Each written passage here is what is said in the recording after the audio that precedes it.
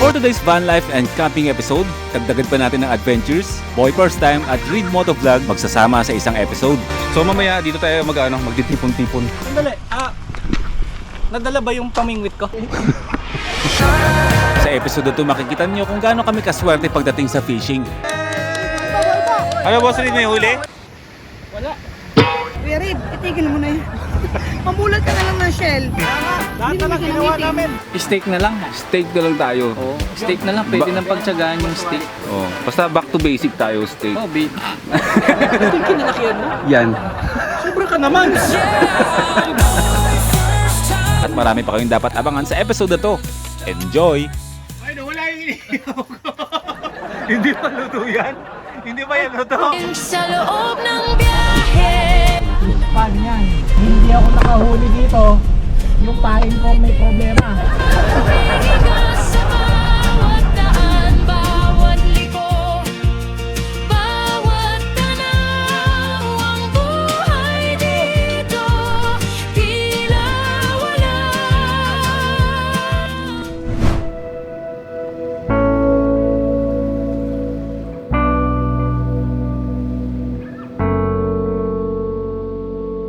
Minsan sumasagi sa isipan natin na magkaiba talaga ang mundo ng mga aso at mga tao. Pero sa bawat tahol, buntot na umiindayog, at mata nagmamakaawa. Naroon ang isang katotohanang pareho lang pala tayo. Ano? Nasaktan ka? Ha? Masakit? Ha? Masakit, no? Kasi masyadong malikot kasi. Ang likot-likot kasi. Tumalon bigla sa mataas. Nasaktan. Ano? Okay na? Makakalakad ka na? Nasaktan eh. Mag-hi ka na ulit sa kanila. Hi mga first timers! Ako po si Nada. Na tumalon na lang bigla sa lamesa at napilayan.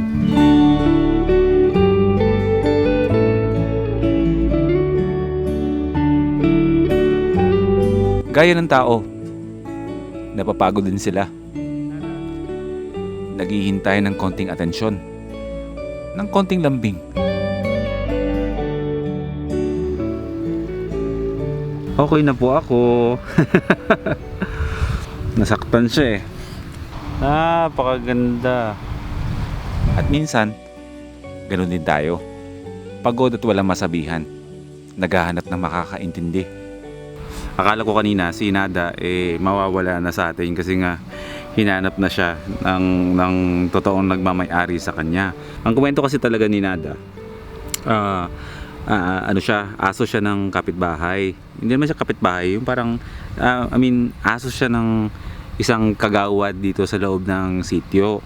So yung aso nila ay nanganak sa tabing dagat. So hindi namin alam na kung sino ba yung nagmamay-ari ng aso. Ngayon, dahil nga yung mga tuta ay araw tsaka gabi andun lang sa tabing dagat, naisip ni Boss Joe, yung owner ng Camp Sitio Tangal, na kunin na lang yung isa para maalagaan, at ito si Naday inabot niya sa amin. Tapos alagaan daw namin, isama namin sa biyahe, ganyan-ganyan. So ilang days, syempre natuwa kami na merong aso na pwede namin gawing camper dog ba. Tapos syempre inalagaan namin, pinapakain namin.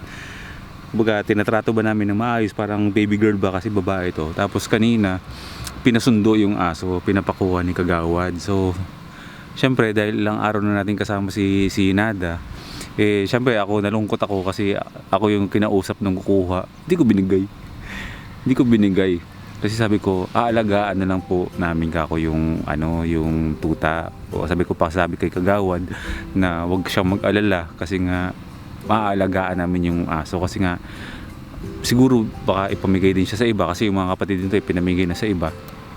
So pasabi na lang kay kagawad na amin na lang siya, at sabi ko kung hindi talaga siya papayag at kung ibibinebenta niya, sabi ko bibili na lang namin si Nada. So umalis yung sumundo, and then pagbalik yun, sabi sa akin okay na po, sabi po ni kagawad sa inyo daw po si Nada. So ngayon official na tayo na talaga ang nagmamay-ari kay Nada. Tsaka bagong ligo siya. Ay, ang lambing nyo. First time niyang makaligo. Di ba? Ululungkot ako kapag pag binawi itong sinada. Kasi ang lambing-lambing ng aso na to. Di ba? Nasaktan ka pa kasi ang likod-likod mo. Malikot siya. Pero sa simpleng presensya, may gumagaan.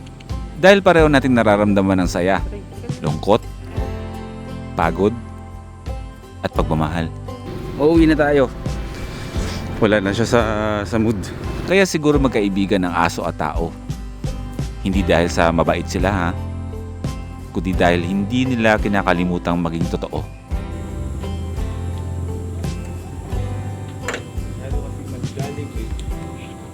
Masyado kang magigalig. Kaya ba nasasaktan? Magkaibang nilalang, iisang puso. Kinagabihan, sama-samang hapunan kasama ang mga crew ng Camp Sitio Tangal. Bakit kayo nagkakagulo dyan? Parang napakaangas ng hapunan natin ah. Siyempre, Anong hapunan ba? gravy ng Jollibee to. Paano mo natutunang magluto ng gravy? Ano pang background mo? Maliban sa background mo yung barko lagi sa picture. Shoutout pala sa Jollibee. Nandun ako sa likuran ng Jollibee lang, nag-iisilip parang ginawa. Pero yung totoo, Alam mo, crew ko dati ng Jollibee. hindi ko. Naroon mo lang. Tapos tapa, ala Jom. Ay! Tingnan niyo si Ian. Tingnan mo, si Aquaman. Wala nang balbas. Shoutout pala sa ano, sa nagupit, si May Jom. isa pa, picture tayo, wala si Pipoy. Ada, huwag kang mag-alala at kakain ka. Oo, hindi ka na mababawi. Amin ka na talaga. Binigay ka na ni Kagawad. Shout out Kagawad! Shout out! Kagawad Nomer Number 1! Hapunan na hindi namin kasama yung boss Joe namin kasi nawili siyang, hindi natin alam kung nasan yung boss natin ngayon ah. So malaya tayo ngayon. Magagawa nating maglatag ng mga inumin dyan. Charing. Hindi. Yung boss kasi namin, nawili sa bistrom natin. So parang ngayon eh, nagmumotor-motor yata. So ano bang ano niya? Basta rider na siya. Ayaw na niya sa Raptor niya. Gusto niya na yung bistrom. Mag-ingat ka, magpakasaya ka dyan. Kakain lang kami sabay-sabay dito. Kagawad Nomer lang sa Kalab. Makakasahan ng bayan. Si Pipoy pala yun. Hindi pa tayo nagkikita. Gagawad pero wala naman tayo, beer na beer tayo. Minsan. Pero feeling ko walang mangyayaring gano'n. Alam mo bakit? Wala naman tayong beer na beer dito sa Luzon. Meron ha? Ha? Meron. Meron ba? Beer na beer. Wala. Mindanao, karamihan. Tsaka Visayas. And welcome back to another van life and camping episode. Napaka-espesyal ng episode natin ngayon. Anong unang sabi niya sa ano nakita kayo? Mukha ka ng lokal dito. Dahil makakasama ko ang aking kaibigan na 2 taon ko na hindi nakakasama. May lulutuin akong pagkain ha. Yes. Ito yung pagkain na kinalakihan ko. Babalikan ko. Pero bago yon, ibang ganap-ganap muna. Sasakay ka na ng barko. Nanaba ka. Mag-jogging ka na. Bye-bye. Morning. Maagang project. Okay. Let's go. Konting spin lang. Papawis. Ano ba naman tong earphones ko? Alalaglag. Nai-istorbo yung pakikinig ko ng Blackpink. Yellow green shorts. 30 minutes na jogging, walking, every day. Hindi ko nagagawa yun. Paminsan-minsan lang. Pero dahil madalas naman tayong kumilos, basta dapat in a day, eh meron tayong ginagawang activity na gumagalaw yung katawan natin. Pagod na yun. Hindi mo naman kailangan mag-diet para pumayat. Ang kailangan mo lang, kumilos ng kumilos. Kumain ka ng normal. At mag-exercise lang.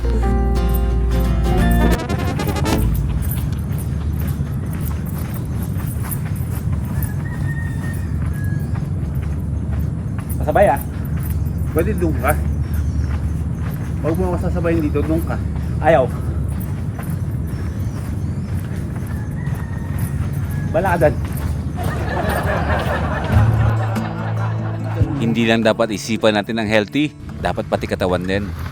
Gusto kong bugbog ng siman.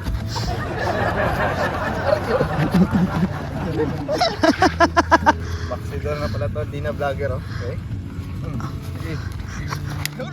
Aray ko! Loko ka man. Tali natin kung marunong pa ako. Loko pinag... Teka lang. Joms, ikaw ang nagpraktisan. First time natin makakita ng kakaibang klaseng Christmas tree. Hindi ito yung typical na nakikita nating Christmas tree na sa mga bayan-bayan ba. Kasi ito, yung puno niya gawa sa kahoy, tapos ito is gawa sa puno ng talisay yata na mga natumba nung bagyong uwan. Binuhat yan, pinutol at binaon dito, tapos nilagyan lang ng mga alambre. Tapos itong net na to ay ginagamit din to, yung mga used na net sa palaisdaan, boss John, no? At tapos lalagyan niya yung mga Christmas balls, pero bago yun ilalagyan ng mga seaweeds na to. Itong mga seaweeds na to ito yung mga tinapon ng dagat na naka-imbak sa pangpang. So ito yung hakakutin, bale paging parang parte na rin siya ng beach clean up, na imbis na itatapon yan i-recycle na lang, at ito yung ibabalot sa buong Christmas tree na to. Parte pa rin siya ng kalikasan at yung mga ginamit sa pangingisda at kung ano pa. Ay, dapat meron tayong wheelbarrow. Yung para itutulak na lang natin. Para isang hakutan lang ba, marami na agad.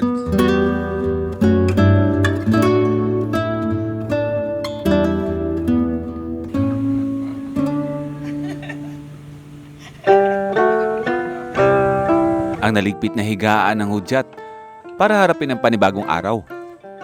Ang mga bibi na hinuli ng ating kaibigan na si Reed, sinisimulan ng lutuin. Ano daw bang luto ang gagawin dyan, bro? Adobo sa gata. Ilang years kami hindi nagkita ngayon lang uli.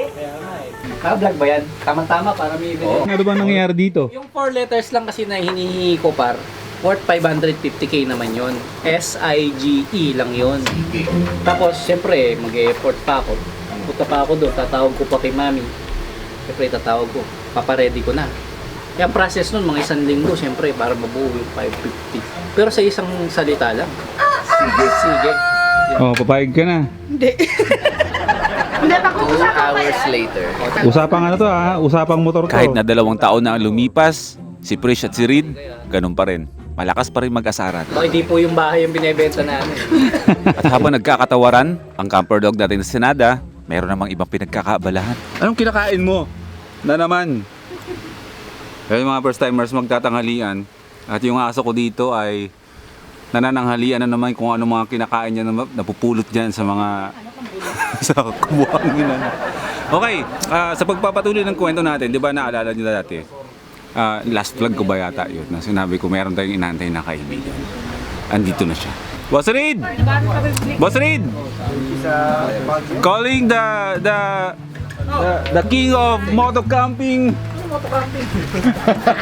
Halika muna dito. Tagal natin hindi nakita eh. Ladies and gentlemen, Bakit nyo kapag nilulubog nyo na, nagluluto ako eh. oh. Kasama na natin si Boss Reed. Boss Reed, kamusta? Pagkatapos Si ng Boy P. pag pinanood niyo yung vlog niya, Mang Boy yung tawag sa akin. Si Mang Boy. Kasi nadat na niya ako dito nagwawalis eh. Ilan taon ba tayong hindi nagkita? 2 years yata. 2 years, matagal din no. Kami magkasama dati sa sa isang brand. At siya yung ngayon eh nakakasama na natin sa pagka-camping. Pareho pala tayo. Aray ko! So sila yung kanina mga first timers ay nagpalaot, nag-fishing na, panoorin nyo sa vlog niya. Maluwag naman yung oras natin bago tayo umakyat ng Baguio bukas, makikip-fishing tayo kasama si Boss Reed. Yun ay luluto natin mamaya.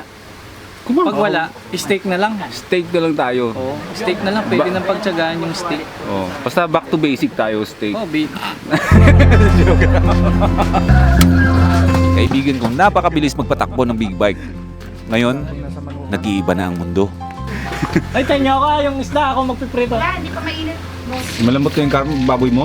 Hindi. Ang oras mo na bang pinapakuluan yan? Abay, kanina pa umaga. Kung dati puro motor ang usapan, ngayon, dinagdagan na rin niya ng kalikasan. Tusok! At ni minsan ay hindi sumagi sa isipan ko noon na ang isang Reed ay makikita kong nagpiprito ng isda. Siya rin yung taong gagawin niya kung anong gusto niya. Kay Guanzon tayo! Pag alam niyang magiging masaya siya, hindi siya magdadalawang isip gawin yun. Sa pagmumotor nagsimula ang aming pagkakaibigan. Ngayon nasa iisang mundo na kami, mukhang marami kayong aabangan.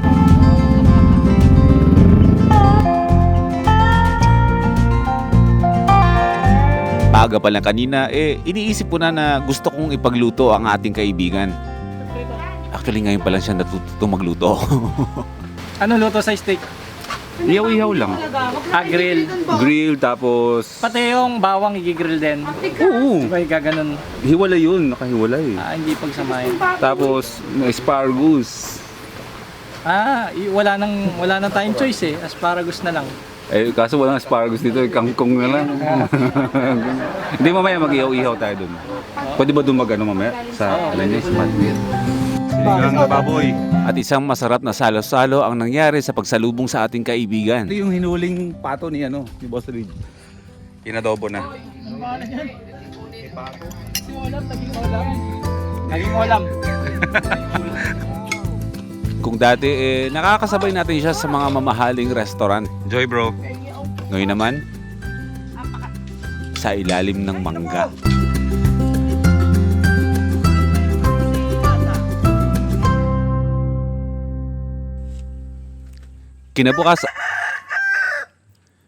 Kinabukasan, maaga tayong nagising. Storm ang mga manok ko sa BO. Uy!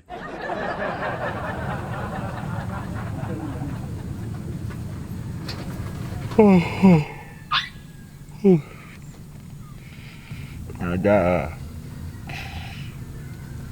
Malikot si Nada. Nada. Ang likot-likot na ni Nada. Panibagong araw, panibagong adventure. Let's go fishing! Hindi naman ang suit. Magpi-fishing kami. Kasama natin si Boss Reed and friends. Aquaman, bro, yung fishing rod ni Boss Reed tsaka yung sombrero niya. Kasi ba corn beef? Traffic enforcer. Okay, 3:48 ng hapon mga first timers. Tayo ay lalabas nung Camp Sitio Tangal. Maghahanap tayo ng fishing spot ngayon. Oh, ba't nagtatatakbo si Boss Reed dun? Let's go fishing! Medyo haba-haba natin yung vlog natin mga first timers ha. Parang natural lang. Kung ano mga kaganapan ngayon dito. Maglabas ka na ng uod at manghuhuli ng tuna. Ready ka na? Oo naman. May bilib ko ba sa akin makakauli akong tuna? Tuna. Century tuna. Itong area na tinutuloy lagi nila boss, ito yung tinatawag na mabaklang. Sa kabila naman yung pinaka main din talaga. So sisilipin lang natin yung mga ang gaganda ng mga motor. QJ Motors. Ito naman ay Bristol. Thank you po, Camp Sitio Tangal. Sobrang ganda po. Yung ano mo bro, yung page mo, yung YouTube mo? Winchi po, Winchi. Winchi. Ikaw bro, nag-YouTube ka din? Hindi po, ano po, isa akong normal na tao sa internet na nanonood lang. Mas peaceful yung buhay niya. Kala mo naman talaga itong isa. Feel na feel. Oh. Yun. O ba? Huling-huli sa camera ko yun. Mamayang gabi.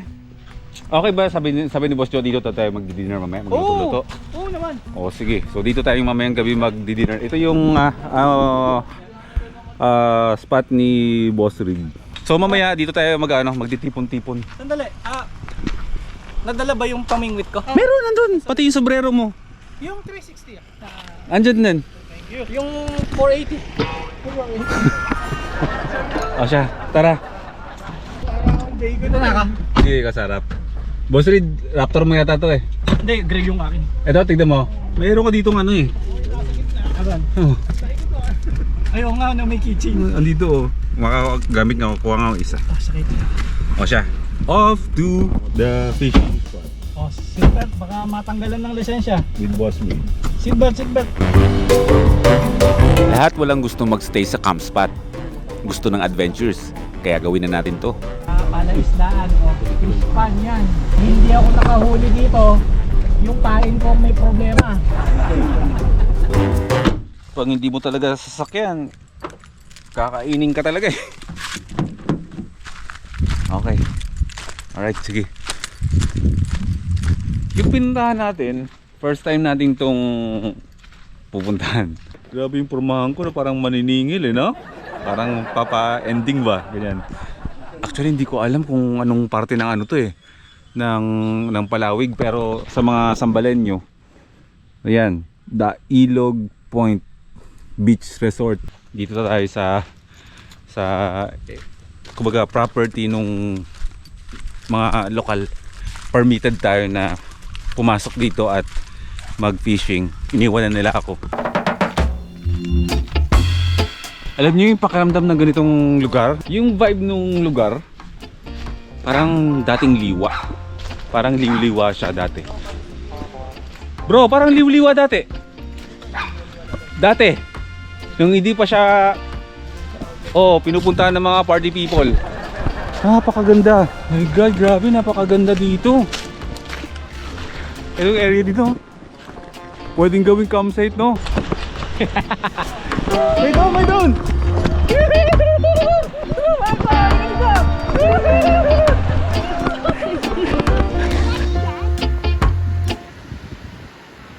Dito sa spot na to, susubukan natin manghuli ng isda. Eh, pambihira. Ayan, sigurado may huli tayo dyan. Sigurado na may mamahuli na. Oo. Iya, tingin mo. Iya. Ay, gusto ko ma-experience yun. Yung maganon. Ayan, paturo ka kay Itot. Boy, first time yun. First time ka nun. Ikaw magagawa. Lakas talaga ng trip eh, no? Eh, ito yung gusto ko, yung lahat ng trip. Sumasabay lahat, no? Napakaganda nung ano ba? Sunset, oh. Sunsetting. Hindi na fishing yan, catching na ang tawag dyan. Oo. Kasi siguradong may huli yan. Hindi pala yung hinahagis na ganun. Ano pala talaga, lambat pala talaga. Lalambatin talaga. Ay sigurado may huli yan. Lalambatin mula dito hanggang doon. Iikot nila yan. Sigurado yan mamayang gabi. Mahal! Naligo ka ba talaga o nadapa ka lang? Okay. Sigurado yung mamayang gabi meron na tayong hapunan. Nag-enjoy.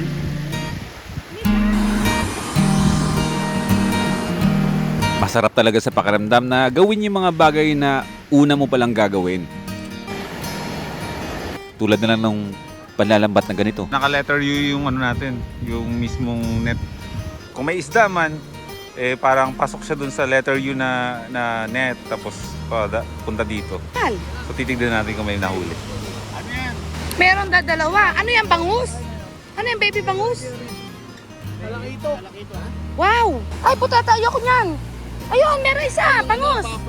Pero papakawalan natin to. Hindi, kakainin na. Ano, puffer fish, oh? Popper fish. Balik natin siya. Para siyang palaka.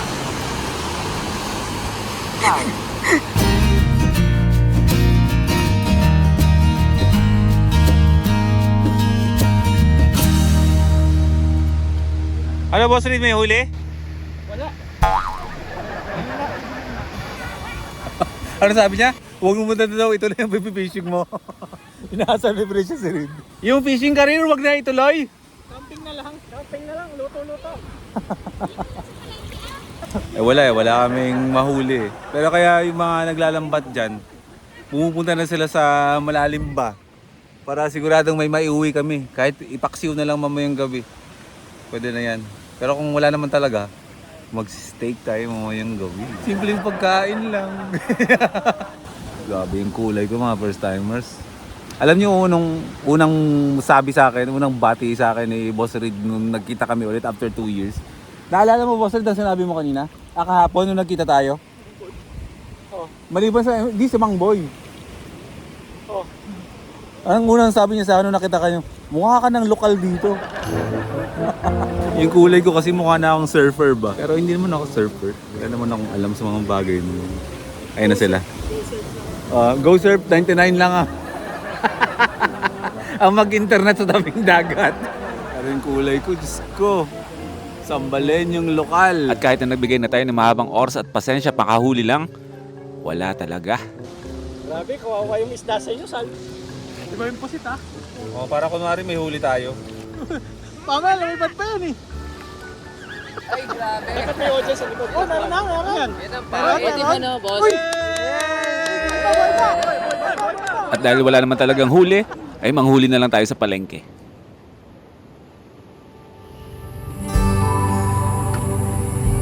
Wala tayong huli, edi mamalengke tayo. Yung disappointment nila, lalo na si Boss Reed na maghapon na sa laot, ang alam kong ginawa niya, pumunta siya ng nag-arkilan ng bangka. Nagpalaot ng ilang oras, walang nahuli. Tapos nanghuli ng bibe. Tanghalian, walang pahinga. Nag-fishing ulit, wala pa rin huli. Ikaw bilang matagal niya ng kaibigan, mahal, ano ba ipapayo mo sa kanya? Kuya Reed, Oo. Kuya Reed, itigil mo na yun. Mamulat ka na lang ng shell. Doon, hindi ka talaga masisiro. Grabe. Talagang kamalasan ngayon, ano? Wala talaga ayos ang isda sa kanya. Sabi nung mga kasama niya, nung kami nagpipishing may huli. Nung kasama namin si Kuya Reed, wala. Marami ko yung huli? Ay, ang tindi. O at least ngayon, sigurado na may huli tayo, may uwi tayo. Meron na. Dapat pala, dito na tayo dumiretso kanina. Hindi na tayo nagbangga eh. Dapat dito tayo nagbilad. Hindi abot isang oras. Maghapon ka lang naaarawan eh. Kaya nga. Lahat na lang ginawa namin. Okay lang yan, Boss Reed. Nakaka-relate ako sa'yo. Okay, pagkatapos ng napakahabang araw namin, andito na ulit tayo sa base camp natin. So, time check tayo. Alas... ano to? Ang labo ng mata ko. Wait lang. Kayo na nga lang tumingin. Seryoso, ang labo ng mata ko. I-comment nyo kung anong oras na. At ngayon pa lang kami nagpe-prepare ng hapunan namin. So, sila dito ay magluluto ng hapunan namin para sa aming lahat. Syempre kasama sila Boss Reed, makakasama natin sila ngayon sa hapunan. Si Watod, lowbat kasi naiwan kong bukas yung ilaw. Tapos andun ako magluluto ng pagkain na ipapatikim ko kay Boss Reed. Ayoko na makialam kasi nga pag nakialam ako dyan, masyado na maraming tao sa kusina para makigulo ako, para hindi sila mahirapan. Gagawa tayo ng sarili nating mundo dito. Magluluto tayo. Ngayong gabi ay habang nagluluto sila doon, tayo naman ay magpe-prepare ng isang pagkain na kinalakihan ko. Kumbaga, nakasanayan ba? Simula nang nagkaroon ka ng isip ba, yun na yung pinapakain sa'yo ng mga magulang mo. Umabot pa sa point na parang nauumay ka na kasi nagkagago na naman ako. Pero alam mo yun, yung mga nakasanayan mo na mga yung mga pagkain nung kinamulatan mo, tapos ang tagal ng panahon na hindi mo natitikman, tapos babalikan mo ba, mapapasarap ka, tapos ma-appreciate mo ulit kasi wala lang, na-miss mo lang yung pagkain yun. Kaya ngayong araw, bigyan nila ako ng ilang minuto para i-prepare ko lang tong ulam na to na kinalakihan ko. Habang nagluluto din sila doon ng ibang mga hapunan, sabihin natin reunion to. O, dito na sila. Mga nakaligo na to mga to. Boss Reed, may lulutuin akong pagkain ha. Yes. Ito yung pagkain na kinalakihan ko. Babalikan ko lang, ipapatik. Madalas ko siya talagang kasama dati, palagi. Tapos, ngayon hindi na. Pero ngayon nasa isang mundo na ulit yung ginagalaw namin. Nakakatuwa. Kaya Boss Reed, mamaya ipapatikin ko sa inyo, papatikin ko sa iyo yung kinalakihan ko na pagkain. Magluluto tayo ng steak. So ano yan? Traditional. Traditional. Oh, okay. Kumbaga parang kung sa tuyo, kinalakihan rin yung tuyo, di ba? Oh. Ito naman yung Sa ano mo yan? ito naman yung kinalakihan kong pagkain. Pero ipapakita ko na sa iyo So para yun yung mga ordinary ulam lang na everyday. Yung dish ni mami, gano'n. Yung Oo. Parang yung bang normal. Oo. Yung parang nung maliit ka ako yung sinasabi ko palagi sa magulang ko na parang yan na naman. Parang adobo, ganyan. Parang ganyan. Teka, kukunin ko lang, papakita ko sa iyo. Sige. Pero stick yung ulam mo na yan. Mahal, paabot nga ako, mahal. Ikaw na mag-abot. Gusto. Ito Boss Reed. Uy, steak to ah. Steak. Mahal to ah. Oh, yan yung kinalakihan ko. Alam mo isang ganito, 800 yata to. Ayun. Meron pa nga 1, 2. Ano ba, T-bone pa. Ito yung kinalakihan mo? Yan. Sobra ka naman. So ito yung lulutuin natin, iihawin natin ng simple lang. Pero dapat kasi ang ilalagay natin dyan iodized salt, di ba? Usapan nga natin kinalakihan nga natin. So medyo labag sa kaloobang gumagamit ako ngayon ng rock salt, pero pwede na yun. Ay, may tag pa. Sorry. Shoutout nga pala kay Bro Cons Castillo sa nagbigay nung steak sa atin. Tapos, syempre, lalagyan natin yun ng pepper. Alam niyo yung pepper? English yun ng papel. Pepper. So, ganyan lang yan. Ganito. Gusto mo na medyo... So, heat check tayo. Ayan, all goods na yan. Tamang-tama yun. Saka may mga iihawin pa tayong iba pa. May mga pusit pa dyan, pero ayoko ng pusit na yan. Gusto ko balikan yung kinalakihan natin. Ay, nawala yung inihaw ko. Yung inihaw ko nawala. Hindi pa luto yan? Hindi pa yan luto? Medyo rare yan. Oh, dyan ka lang. Malapit na ito maluto. Unti lang. Hindi natin yan bibiglain. Kala nyo, lumaki ako sa tuyo, no? Diyan kayo nagkakamali.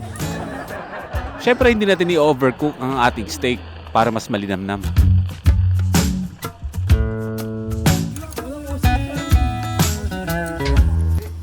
Hindi man siya wagyu. Pero gugupitin natin parang wagyu. Okay, taste test.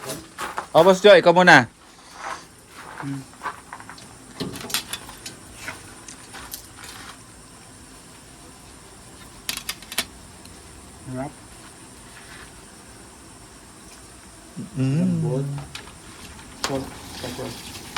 Salt and pepper lang, no? Oh, mahal ko. Tikim na. Sige na, syempre luto yan eh. Oh. Sarap. Mga bro, Boss Reed. Ito na yung kinalakihan ko. Tikman mo na. Sige. Tsaka vlogger nga pala ako. Oo. Baka makalimutan mong vlogger ka. Ninong Ray nga pala, pinapakilala ko. Oo nga, no? Titigman po natin yung gawa niyo pong stick kung pasado sa bigay. Ito ba? Chopstick? O yan, ano lang tayo, traditional lang tayo, para-paraan. Di ba may sausawan to? Wala? Diyan mo malalaman kung... Chopstick ko pala. Walang sausawan pero masarap. So, pwede na to? Rekta ko ng kaka. Oh, rekta. Diyan mo malalaman kung masarap kahit walang sauce. Unang kagat, meron siyang spiciness na parang merong paminta. Lasang paminta.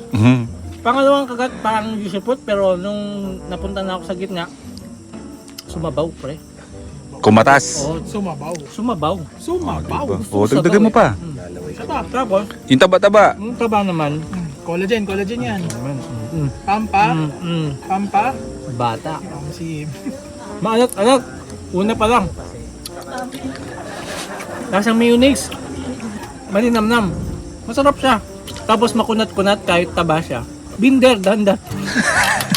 O, ikaw bro. O, ikaw naman. O, tikman mo. O, siyempre lahat tayo titikim niyan. Para at least maranasan niyo yung kinalakihan ko ba? What can you say? Life changing. Ako kumakain sa yung restaurant. Hindi na ako makakain ito eh. Mga steak and wine, mga ganun ba? Ninong Ray? Ay. Titikman natin yung luto ng ating bossing Buster. So,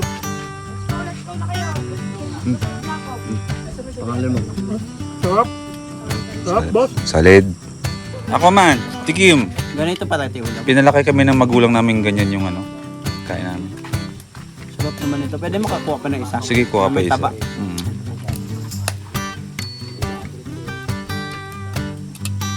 Kasi nagpaminta lang. Kasi napaminta lang. Masarap. Maraming salamat. Oh, akin na to.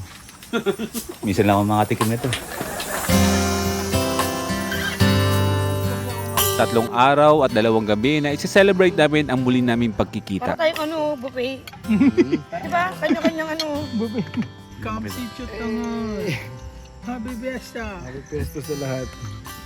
Boss Ray, meron ako tanong sa'yo. Kasi ikaw city boy ka eh.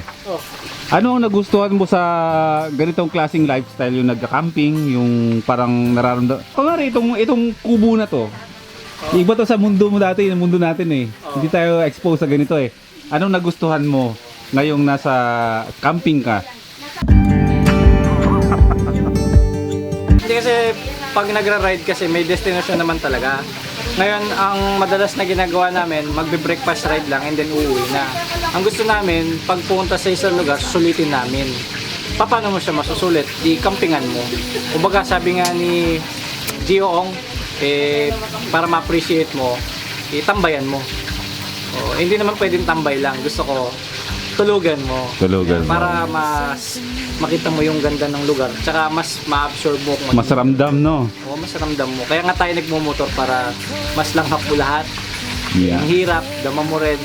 Tsaka syempre, mas gagaling ka sa pagsinop ng gamit kapag nakamotor ka. Kasi yung mga gamit mo, maliliit eh. Mm-mm. So, i-maximize mo yung kaya mong dalhin. Yeah. Palakpakan! Yung ulam ko, nasusunog na. Very well said. Don't need to worry. Hindi naman kasi talaga dapat kine-question ng mga bagay na ganito. Yung pabago-bago ko ng gusto mong gawin sa buhay. Basta't alam mo sa sarili mo na yung mga bagay na ginagawa mo, yun yung nagpapasaya sa'yo. Unquestionable yan. And how the wind makes way across the field. Pick up the pieces. Hey, you'll be alright. There will be someone waiting down the line. Kuha ko ng kuha dun sa napakalayo ng Malunggay. Meron pala dito. Tapat ng kubo. Okay, mag-aalas 12 ng tanghali mga first timers. Konting oras na lang babiyahin na rin kami. Pero next episode na yun ay magluluto tayo dito. Another luto na naman na ipapatikim natin sa kaibigan natin si Reed. So all goods lang Boss Reed na ipagluto kita sa episode na to.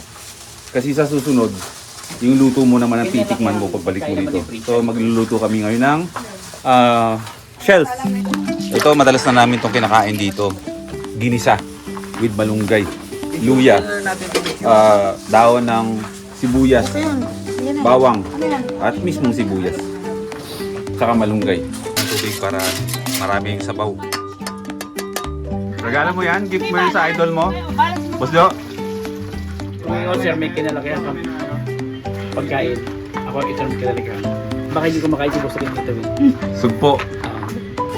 Kung steak yung sa akin, boss, na kinalakihan, yan yung kinalakihan mo. Seashells. Na pinulot ni Trisha, Boss Jo, Alaboy. Basic. Bago kumain, tikman niyo muna itong luto. Ako nagluto niyan. Si Trisha nag-ano, saka si Boss namulot. Wow. Bago ko isubo yung kutsara. Ang sabaw.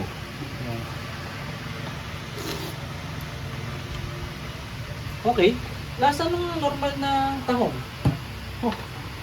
Di ba? Walang espesyal. Parehong lasa eh. Bagay ito. Normal lang din yan. Hindi, mas juicy ito. Kung nakapikit ka, para kang nakakain ng octopus na maliit. Pero masarap hindi. Masarap? Ayun. Okay na ka dun.